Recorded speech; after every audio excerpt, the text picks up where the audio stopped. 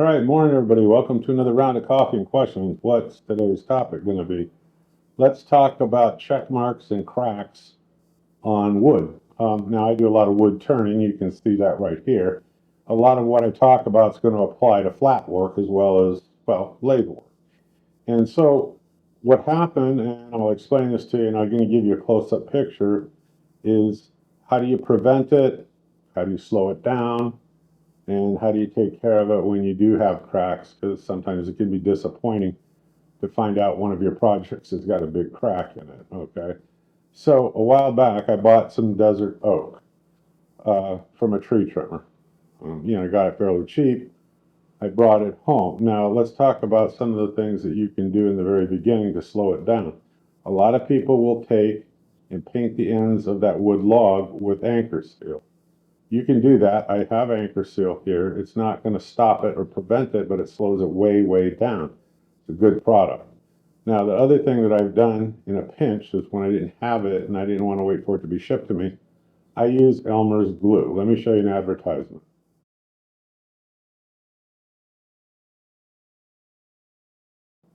Okay, and I add a little bit of water to that, maybe it just depends on the quantity. I just pour a little bit of water in there. I stir it up real good.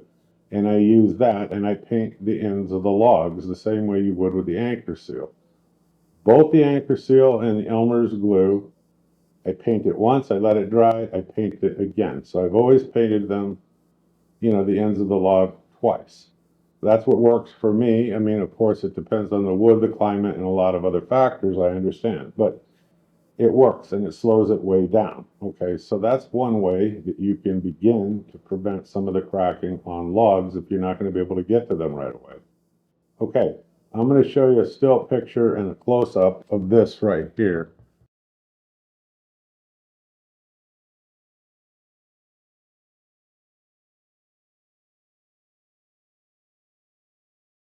It's a hollow form that I made.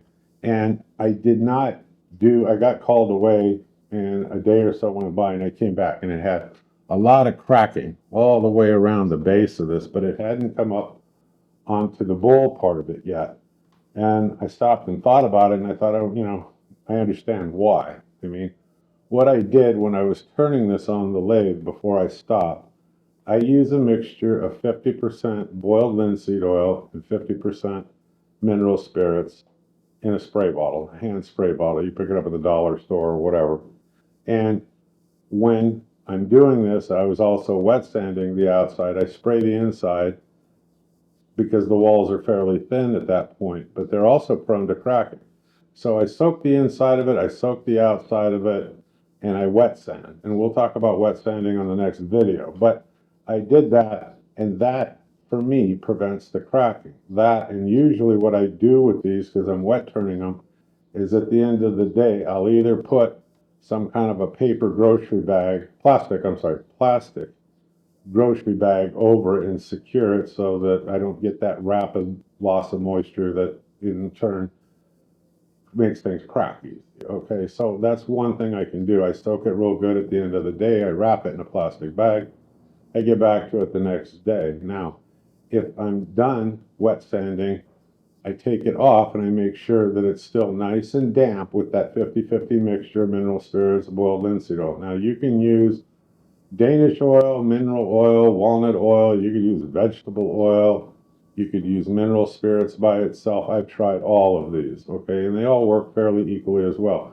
But I take the project inside, and inside I let it just sit at room temperature for probably 4 or 5 days.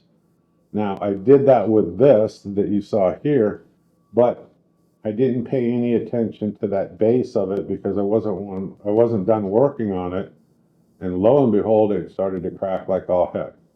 What am I going to do about the cracks? Well, out at the club, the guy said, look, you should have taken it and put it in a paper bag with turning chips, and you could set it on the ground and you could turn it upside down. And there was all these different ways that people approached doing the drying process. Okay, I'm just telling you how I do it. It works for me. So that's how I did the drying process. Now, with the cracks, what I did is after that 4 or 5 days, I came back out into the shop and I mixed I use JB Weld. Now you can go to Harbor Freight and buy epoxy. And I'm going to tell you, not all epoxy, the quality is the same. You can definitely, for these cracks, use the stuff out at Harbor Freight, okay? But generally, I don't buy CA glue or epoxy from Harbor Freight. I do have some, but I use those on real unimportant kinds of projects and stuff like that. I use JB Weld.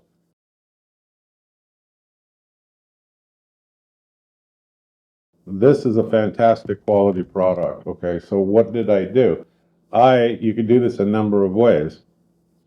You could use sawdust, which I use that sometimes, not very often.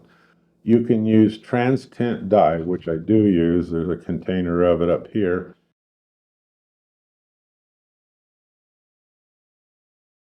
It's expensive, but it's so concentrated that like you only need 1 or 2 drops. So when I emptied out some of this epoxy, I turned around and I put 1 drop of that trans tint. I mixed it up, it turned it black, and I smeared it all over all these cracks, even the little ones.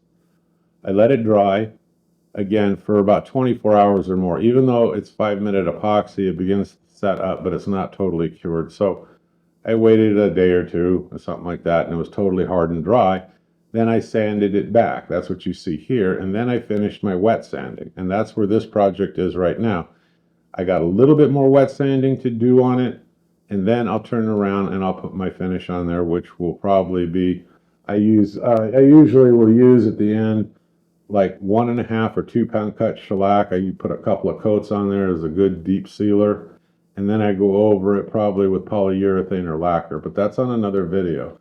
So this is how I deal with these cracks. Now, you can also, if the crack is big, you can open them up a little bit more. I've got like a Dremel kind of a tool here. This is made by Tack Life, and it has a bit on there. I go, well, I have an assortment of bits. I can open up that crack or make whatever design I want, and then again, turn around and fill it. What I used to do in the very beginning, I have a little coffee grinder, and I would take coffee that we've already drank and used. I would take all those granules, dry them out. I would put them in the grinder, and I would almost puree them into like a powder. And then I would turn around and fill the crack with that, and then I would use CA glue, and then I would sand over that, and then I would apply my finish. So there's lots of ways to approach this rather than just think, oh, the project's ruined. And now you can use like a mica powder, copper, brass.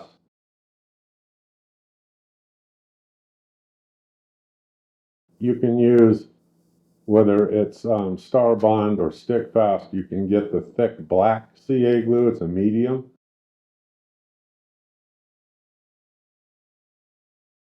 What I have is thin, okay, and I just use that and it works for me. But people out at the club really like that medium black as far as for, crack filling and so forth. So what all I'm trying to say is there are a lot of ways to deal with the cracking. Um, One of the things that I also do that helps prevent it, like you'll see these. Okay, now all of these were end grain hollowed. They were on the lathe, and I hollowed out that end grain. And then out at the club, they said, you shouldn't do it. You should do it the other way, because what's going to happen is where that pith is, it's going to crack every time. And I said, yeah, but it doesn't for me. I have another method now that I use because we don't have a huge assortment of wood laying around out in desert cities where I'm at. So on this, when I hollow this out and I get to the base of this on the lathe, I usually have about a quarter of an inch in that base before I part it off. I've got, that much room. I'll turn around and I take the chuck with the project in there off of the lathe, and I drizzle in that thin CA glue, about 8, 9, 10 drops. I swirl it around so it soaks in around that pith area. And the guy out at the club said, yeah, but that doesn't do anything for like the opposite end of it. And I said, well, I'm turning wet wood all the way through, usually like within a day or so. And between the CA glue and using that 50-50 mixture of BLO and mineral spirits on the inside and the outside and getting it nice and damp, I bring it inside. I do all the things that I told you. I don't have any cracking right away. Sorry about that. The compressor kicked on. What I was trying to say is I don't have that problem because Once I put that CA glue inside of there and swirled it around, and I know that I've got about a 1/4 inch, give or take, in the base, but it's still on the lathe and I haven't parted it off. Like I said, I use that 50% BLO, 50% mineral spirits. I make sure it's good and damp inside and outside. I take it inside where I can keep an eye on it, and I let it adjust itself to room temperature, and it does not crack. Now, if I let it sit there for 5 days or a week or something, I might begin to see some stress cracks in it because it's going to want to shrink from the outside and it compresses and it starts to crack. Okay, but I haven't had that problem because what I do is before that time frame's up, I bring it back out, I part it off, I finish my bottom, sanding, doing whatever, and then I turn it around, I hold it upside down, and I put more thin CA glue around the pith on that opposite side. And I make sure I give it time to soak in real well. I'll wipe it off, and I sand it some, and then I go ahead and I put my shellac or my polyurethane or whatever I'm going to do. This has been sitting here for about 2 months. It's not cracked. The same thing with this one. The same thing with that one. The same thing with this one, and I don't have any cracking. Okay, so if I stick with that 1/4 inch thickness or so on the bottom and I saturate both ends, like I said, and I'm using that mixture of BLO MS, I haven't had any more cracking problems. And that's what works for me. If it works for you, great. If you got something better, I think it's a good idea. I just don't want to go through the paper bagging and all these elaborate processes and drying and microwave and all this other stuff. This is a very simple thing for me. I have many projects, so letting this stuff sit around for a while doesn't bother me. I put a date on there and any other note that I want on the base of it over here, and then I know where to pick up on it when I go to rechuck it. That's all I got for this video. The other thing is out at the club, the one guy gave me a can of this Minwax wood hardener.